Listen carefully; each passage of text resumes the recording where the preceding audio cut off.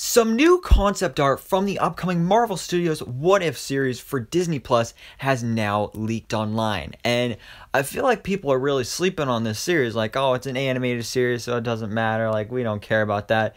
But all this concept art we've been seeing this past week, and now this, I'm really excited for this. Like, there's some really interesting ideas in this series that I'm really looking forward to seeing. So anyway, this concept art was leaked and it found its way onto the internet via the Marvel Studios Spoilers subreddit page. So go check them out. But you're going to see the logo all watermarked over these images. But anyway, without further ado, let's get into these awesome things because these are so cool.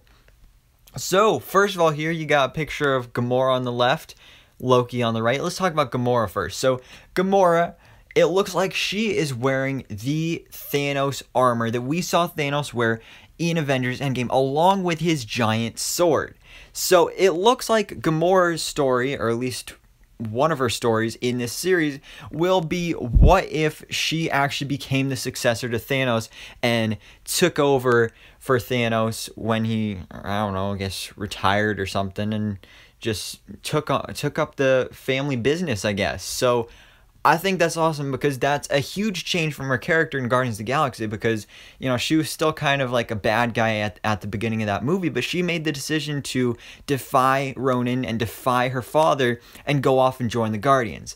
But if she is taking up the mantle of Thanos, well, I don't know if she actually will, but looks like she's going after the Infinity Stones. That's the point here, and I'm really looking forward to that because, again, that's a huge change to this character. And that's the whole point about the series, is that you're getting huge changes to all these different characters and moments in the MCU. Then we also have Loki here, who you can't really tell much about because it does look like he's wearing pretty much the exact same outfit that he wore in the first Avengers movie and possibly the first Thor movie as well. But in the trailer, there was one shot of, I believe, Loki in Asgard, I think. So I believe maybe this will be if Loki actually does win in the first Thor movie, and maybe he does become the king of Asgard, which would be another really cool concept that I would love to see here. But this is probably the thing I'm looking forward to the most, because this is Ultron. And it may not look like Ultron because he's looking a lot cooler here with the cape, with the spear sword thingy, and Infinity Stones. That's right, ladies and gentlemen. He has Infinity Stones in his chest. Now, that is just awesome. That's actually a concept that I've always wanted to see. Like, I remember, like, years ago, I came up with that idea. I was like, whoa, that would be an awesome thing to see.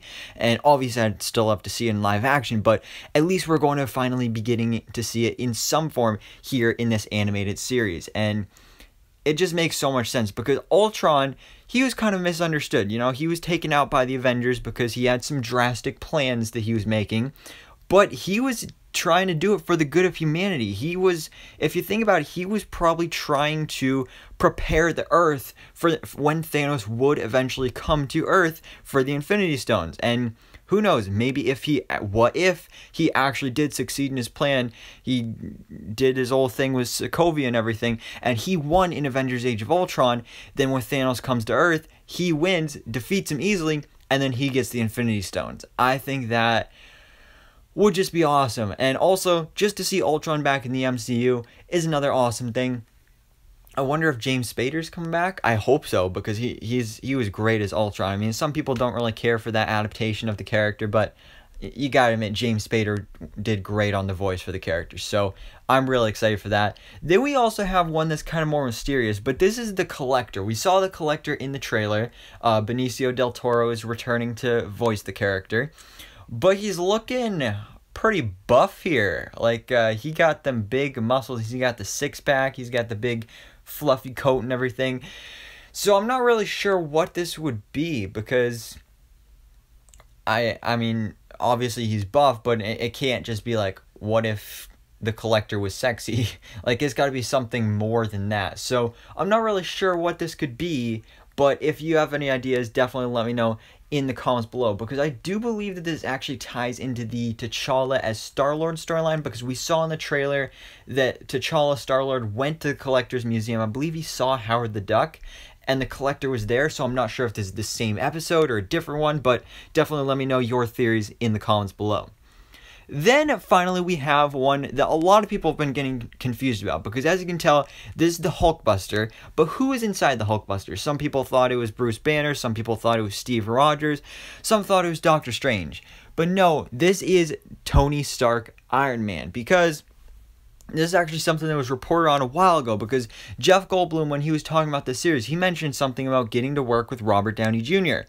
So it seems like the story that we're going to be getting here is in the first Avengers movie, when Iron Man took that, went up into the portal, what if he didn't get back through the portal, and then he got lost in space and somehow ended up on Sakaar, just like Thor did in Thor Ragnarok, and then Iron Man would end up on Sakaar, and out of all these Sakaaran parts, he would build a makeshift Hulkbuster, because that's kind of Iron Man's thing. Whether he's in a cave or on an alien planet, he can make anything out of a box of scraps. So I think that's pretty cool. And I mean, Robert Downey Jr. wasn't officially on the cast list for this series, so I don't know if it would actually be him, but Jeff Goldblum did mention working with Robert Downey Jr. on this, so I don't know, we'll have to wait and see, but I'm definitely really excited for that.